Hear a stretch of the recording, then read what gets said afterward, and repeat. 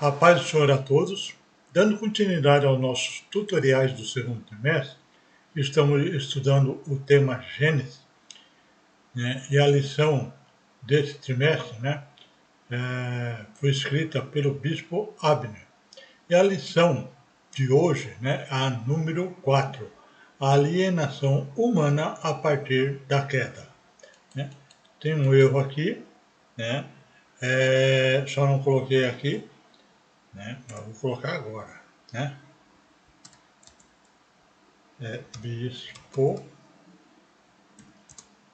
Abner Ferreira, que é justamente quem escreveu essa revista desse trimestre. A coordenação desse dia será da missionária Jane e vai ser iniciada no dia 29/4/2023.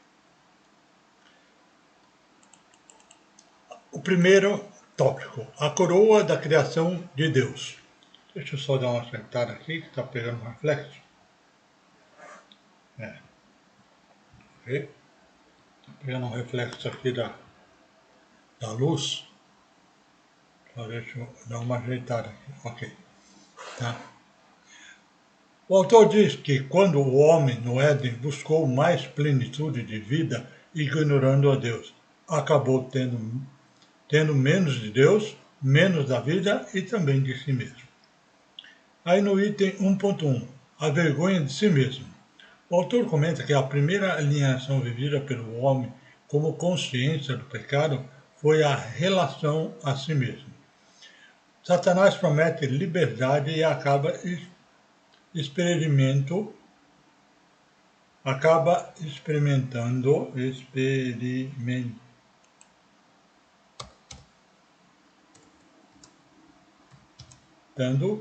menos liberdade e vivendo a primeira experiência da vergonha.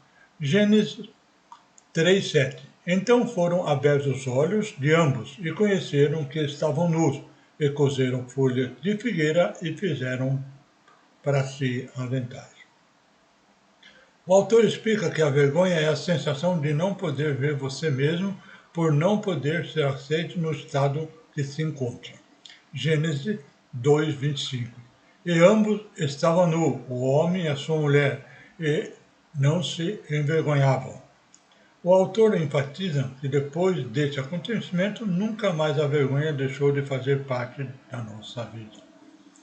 Aí no tópico comentarista, né, o autor aqui diz que a vergonha de nós mesmos é uma experiência horrível.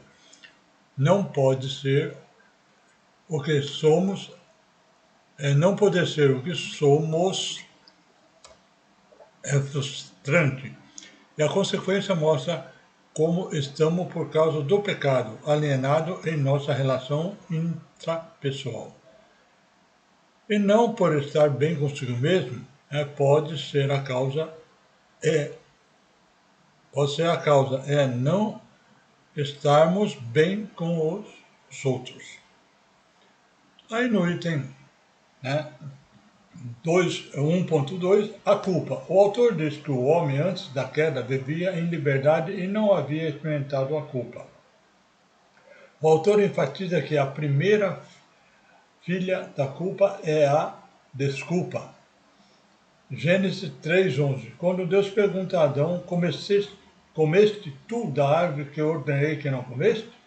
Adão diz simplesmente, eu comi. Ele cria uma justificativa própria. A desculpa, a mulher que me deste por companheira. Gênesis 3:12. Então disse Adão, a mulher que me deste por companheira, ela me deu da árvore e comi. Um outro aspecto da alienação em relação a si mesmo, não assumir os erros que a própria consciência aponta.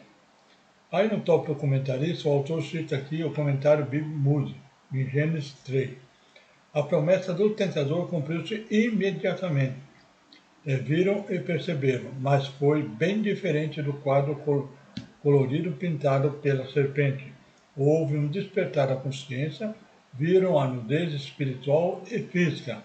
Nasceu a vergonha e o medo. E para terminar aqui o tópico 1, o item 1.3. O medo. O autor diz que Adão sentia amor e segurança ao ouvir a voz de Deus, mas após pecar pela primeira vez sentiu medo. Gênesis 3:10. E ele disse, ouvi a tua voz soar no jardim, e temi, porque estava nu e escondi-me. Antes de Deus provar que Adão estava errado e não nele, Adão descobriu que, pela sua vergonha e culpa que sentiu imediatamente após comer o fruto. Sentiu medo por ter certeza que morrerá, realmente era verdade. E o medo entrou na experiência humana e nunca mais saiu. Aí no tópico do comentarista, o autor aqui cita o comentário bíblico Gênesis e João Calvino. Embora essa pareça ser a confissão de um homem abatido e humilhado, logo se mostrará que ele ainda não estava devidamente humilhado e arrependido. Ele impunha seu temor à voz de Deus e também sua nudez, como nunca se ouvia antes falado, sem se sentir alarmado e sem doçura.